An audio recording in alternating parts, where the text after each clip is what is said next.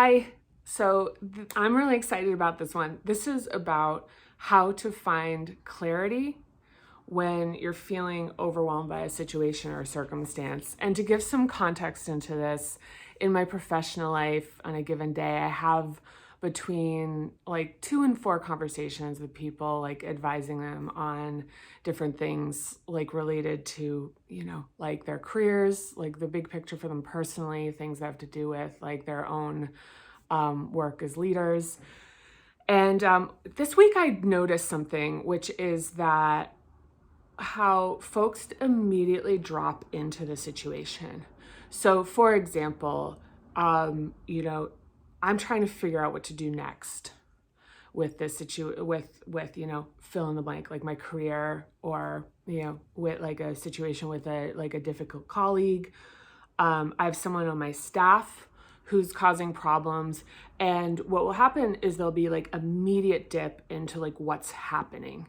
And I noticed this week that this isn't a question, and that that presumably the reason that they're reaching out to me is that they're looking for an answer.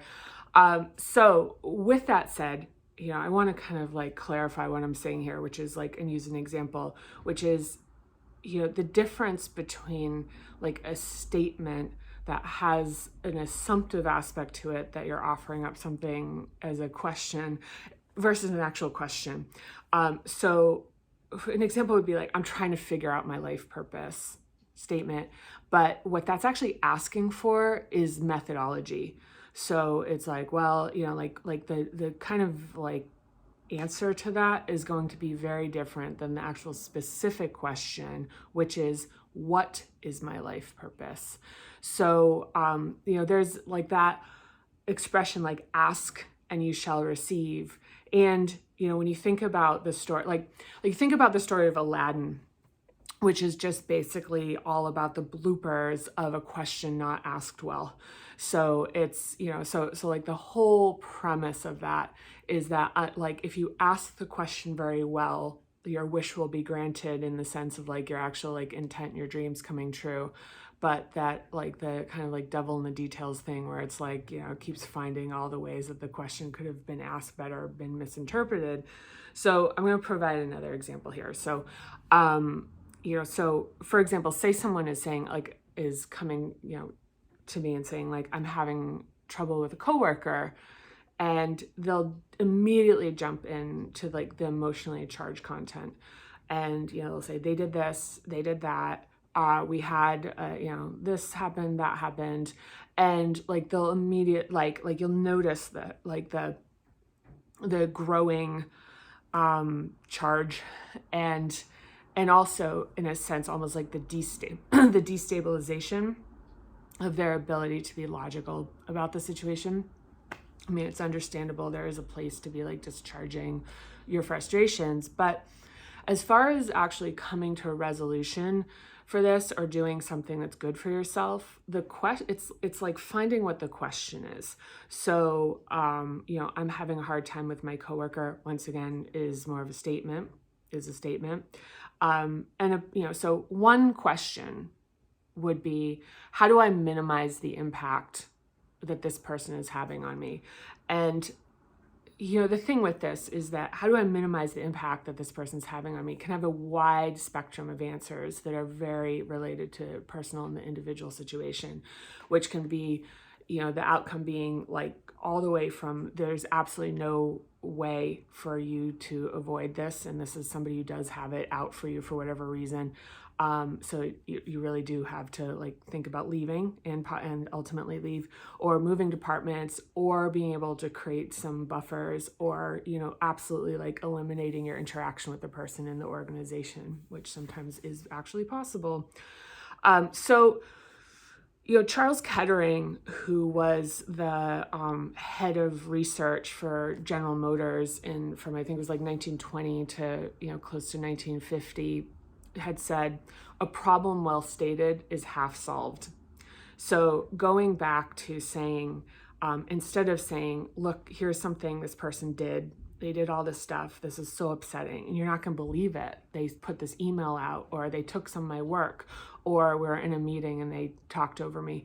That the thing is that like once you ask the question, which is how do I minimize their negative impact on me, actually having those conversations of over sort of like milling through the grievances starts to actually be in conflict with the resolution of the question, because what's happening is actually by continuing to think about and kind of like repeat the questions and the outrage, you're actually maximizing the negative impact this person has on you.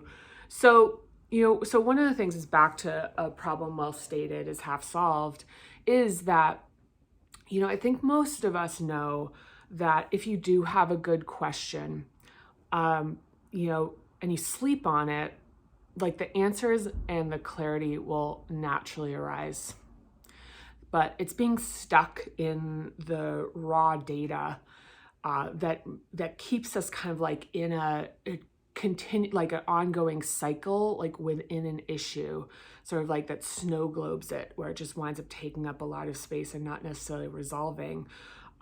Where the resolution is really about like really relying on the fact that it's like, okay, I'm very clear about like what the actual like question is about, like what I want to be resolved, and allowing for your, whether it's a sense that this is your subconscious or this is like coming from sort of like a larger like universal like spiritual context, or both. The point remains is that these insights tend to be pulling from like sort of a big data type of pool and presenting themselves as like, here's like this kind of like master insight about how to proceed. Now, one of the caveats I bring up here is sometimes we don't want to know what the answer is. And that's one of the things that keeps us like kind of tapping around, which can be like, you don't want to know that you have to leave your job in order to get away from this person, because there can be a lot that you like about it. Like you can love your coworkers, you can love your compensation, you can love the office, you can love what it means to have the title and work where you work, but you have somebody who's like trying to torpedo your career and making your life miserable. So what I bring up for that is to make an agreement with yourself, which is something along the lines of, well, I don't know like that I can actually take action on this right now, but I do want to know. Like, so it's like there's no immediate action required, but I am going to consciously be aware of what the reality is. Sometimes it just doesn't feel particularly safe to know.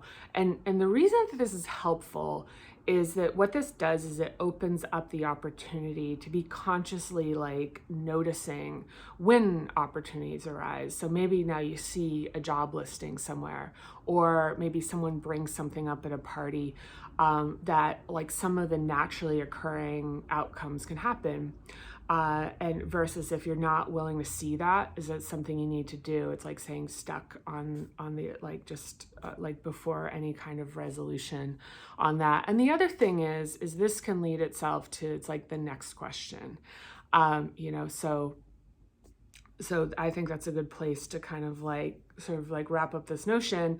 And the one thing I would say is that there's kind of the query and there's the raw data that gets searched. And so one of the things that this does is like when you put more of the emphasis on how do I figure out what my question is, the pressure around so I'm calling raw data, conversations, podcasts, articles, books, things that you're reading that are trying to like with the intent of helping you solve this particular problem, that a lot of times like there's this pressure that is along the lines of like, if I'm each of these interactions is supposed to give me the answer like to a question that hasn't been asked, but that it's like, so one of the things is it's taking the pressure off building your database. So it's like when you listen to a podcast, when somebody gives you an insightful conversation, that the expectation that there's this eureka that comes out of the other end of somebody telling you about their experience and something similar, like you're taking the pressure off that. and more realizing like, look, get the better query, it's going to search the raw data, and then there's kind of a natural output of the insight that that comes as a result of that. So one of the things about this type of subject matter, especially as it relates to the Parinama method, and if you are following along in the book, I'm going to put some pages into the notes here on this video of where you can find some more guidance and some more techniques and exercises around inquiry. There is page 264 and 291 in chapter 12, but I'll put those in the notes as well. But one of the things is this takes us out of our bodies because we're like really in our heads. So let's take a deep breath in, inhale through the nose, and exhale through the mouth. And I just want to do a quick body scan, which is to pay attention to where your body is in contact with the ground, and just feel that, like that level of solidity. Try to plant your feet on the ground if possible, your bum on the seat, wherever, but just really like land down, and just bring attention to your legs, knees, go like moving up to your hips. Just notice lower back, hips, like any pain there. Just kind of like tune in to like what's happening inside of your body. Notice your torso, whether that feels like upright and strong or a little depleted and weak. Bring your attention into your heart and your breathing, your heart and your lungs, and just notice if it feels constricted or it feels expansive, whether it feels balanced, whether there's any kind of like sensation there. And just notice it. You don't need to make any kind of pronouncements about it. Like gently bring your attention to your neck, whether it's stiff, maybe give it a little wiggle. Ears, maybe massage your jaw a little bit, massage your temple, tap between the eyes, and just, this is actually applicable to looking for insight. So just take a moment here. So breathe in through the nose and out through the mouth, and then to the top of the head. So either you can like pull on your head, give yourself a little massage, a little tap. Now just shake out your hands and shake out anything that feels like it's kind of like residual from that, and do another deep breath in and out. And the prompt is, what is my question? So for the pages in inquiry, check out the notes here. Also, I'll provide the link for joining the community, which will be coming up in the next month or so. Subscribe and like this video if you want to encourage me. And also in the comments, if I'm totally off base, I'd really love to hear your thoughts on what I'm missing, and also if there's something helpful that you'd like to also share. I'd love to see that. Something else too is if there's any topics that you want me to address or talk about, please, I welcome the opportunity to put something together and to hear from you. So thank you again, and I'll see you soon. Bye.